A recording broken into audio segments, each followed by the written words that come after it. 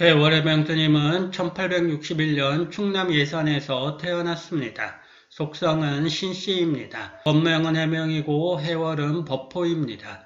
예산 정회사에서 출가한 후 경허스님 문화에서 수행해 정진했습니다.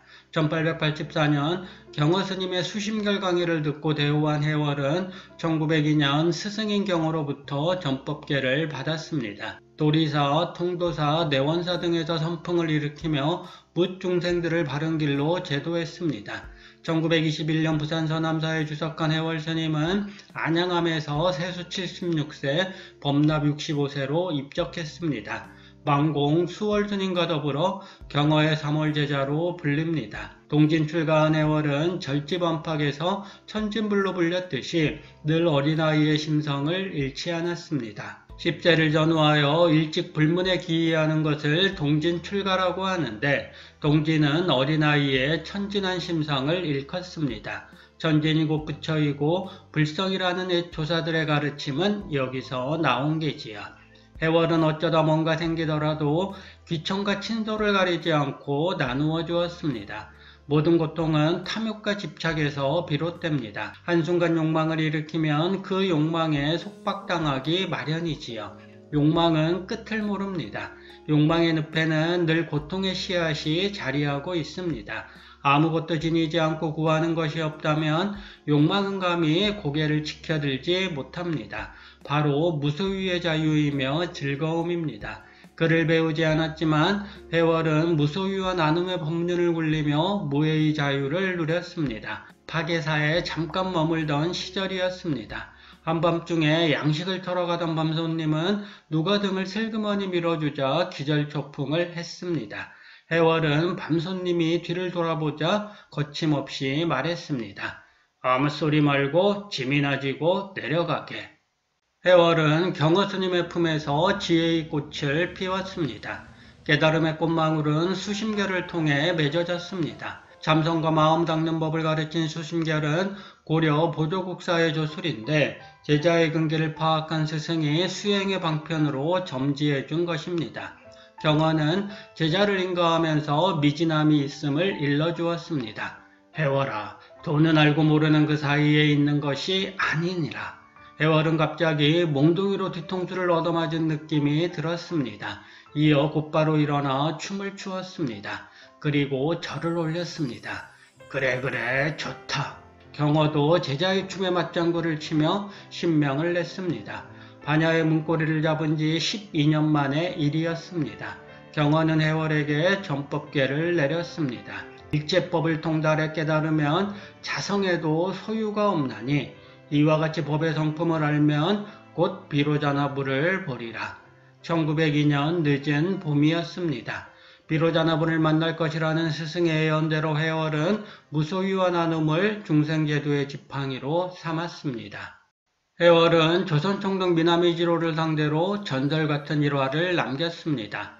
미나미지로가 해월의 명성을 전해 듣고 일부러 찾아와서는 물었습니다. 어떤 것이 불법의 진리입니까? 귀신의 방귀이니라. 똑같은 질문을 한 양무제에게 달마대사가 내뱉은 불식의 화두를 연상시키는 해월의 답변이었습니다. 조선 불교를 일본에 애속시키려던 미나미지로에 대한 일침인 동시에 진정 진리를 알고자 한다면 허튼 수작을 벌이라는 경고였습니다. 당황한 미나미는 마음속으로 괘씸하게 여기고 돌아갔습니다. 조선 총독이 해월의 방망이를 맞고 갔다는 과장된 소문이 일본에까지 퍼졌습니다. 한 일본 군인이 분을 사귀지 못한 나머지 현해탄을 건너왔습니다. 그는 구둣발로 방문을 차고 들어가 해월의 목에 일본도를 들이댔습니다. 해월은 흐트러짐 없이 손을 뻗어 그의 뒤편을 가리켰습니다. 당황한 그가 돌아서자 해월은 일어서서 그의 등을 치며 내 칼을 받아라 하고 외쳤습니다.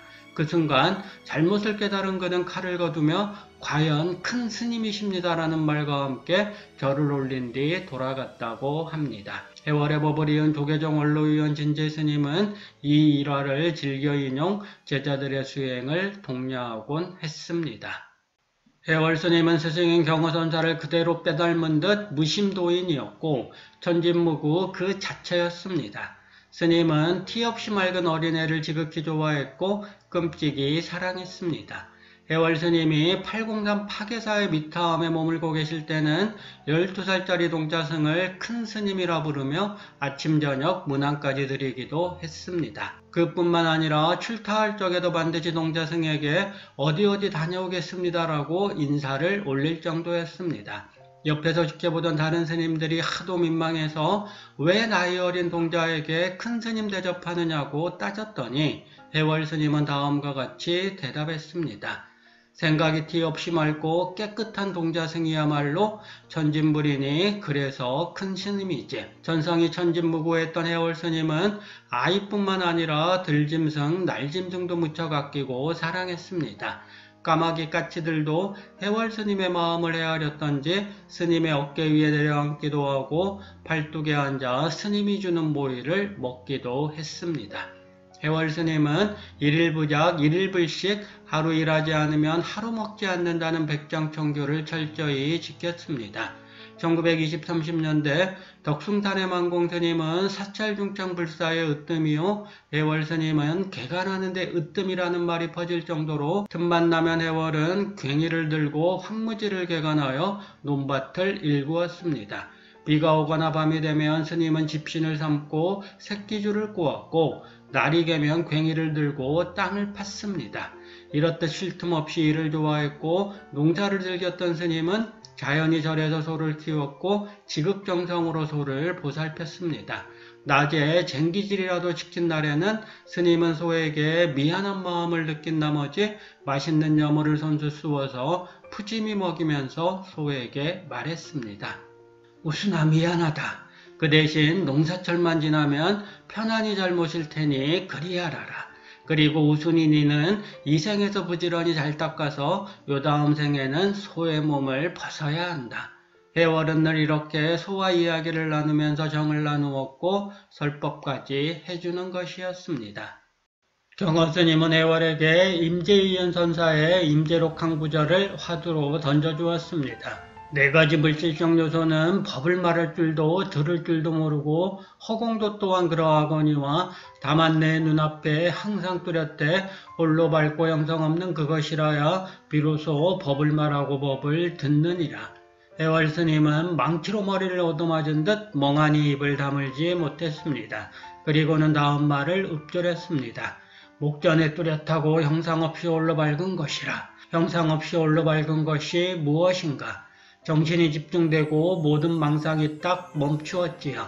이때 경허스님은 다시 큰 소리로 말했습니다. 알겠느냐? 어느 물건이 설법하고 청법하느냐?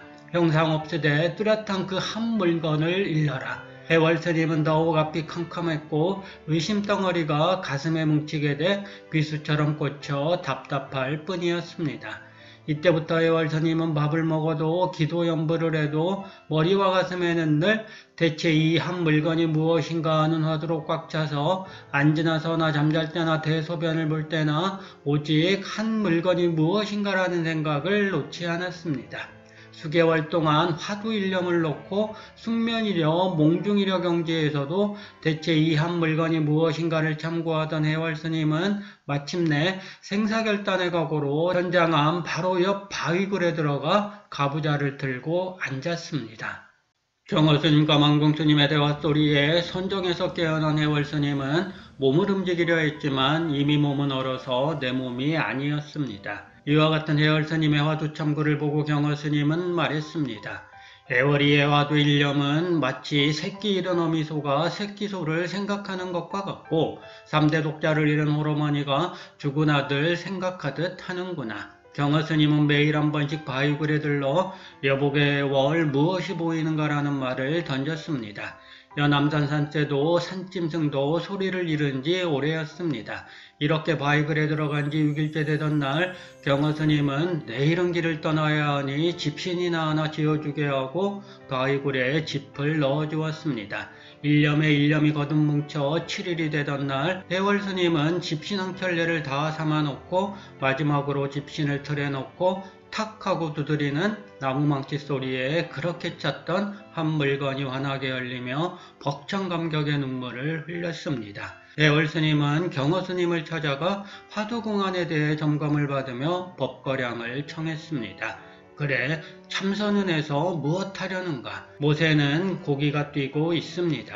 그래, 자네는 지금 어디 있는가? 산 꼭대기에 바람이 지나갑니다. 경어 스님은 그 자리에서 인가하고 전법 개송을 내렸습니다. 하루는 사하천 주민들이 저를 찾아와 해월 스님에게 말했습니다. 큰 스님, 제발 그 논을 파시지요. 절 식구들이 먹을 양식이 나오는 논인데 내 마음대로 팔 수 있는가? 해월의 욕심 없는 마음을 눈치챈 사하천 주민들은 틈만 나면 졸라댔습니다. 부산 서남사에 주석하고 있던 해월은 앞장서서 절 소유의 묵정바슬계간에 옥답으로 바꿔놓았습니다. 비록 사마지기에 불과했지만 그 논은 절 살림에 아주 요긴했습니다. 그러나 해월은 주민들의 거듭된 간청에 못 이겨 마침내 논을 팔았습니다. 그들의 궁금한 삶을 헤아려 거저 주다시피 헐값에 넘겼습니다. 논판 돈을 건네받은 제자는 사기를 당했다고 분해했습니다. 그러자 해월은 이렇게 말했습니다. 무슨 사기를 당했다는 게냐? 논 사마지기는 그대로 있고 여기 논판 돈이 있으니 오히려 논이 6마지기로 늘어나지 않았느냐? 속세의 개념으로 볼 때 논의 법적 소유권은 틀림없이 바뀌었습니다. 하지만 논은 변함없이 그 자리에 있습니다. 논이 그 자리에 있고 논판 돈마저 생겼으니 6마지기가 되었다고 짐짓 제자에게 말한 것입니다. 경어 스님이 해월에게 물었습니다. 자네는 주막에서 주모와 한철을 지냈다더니 어땠나? 큰 스님, 그 맛이란 한철 내내 해보았지만 첫날 밤 그 맛이던데요? 스승경어의 짓궂은 물음에 해월은 천연덕스럽게 대답했습니다. 해월은 서산 천정암에서 수행할 당시 해미의 한 주막에서 주모와 동거하며 한철을 보냈습니다. 자신에 대한 시험이었습니다. 해월은 주모와 헤어지면서 아쉬움을 남기지 않았습니다. 상처도 주지 않았습니다. 그 이후 여자로부터 자유로워질 수 있었습니다. 욕망과 집착의 쇠사슬을 끄는 해월의 진면목을 말해주는 일화들입니다. 사형인 수월처럼 해월에 대한 기록도 지극히 단편적입니다. 세월이 흐르면서 첨삭과 가장된 윤색의 과정을 거쳤을지라도 이런 이야기들은 해월의 행장을 더듬어 보는데 도움을 줍니다.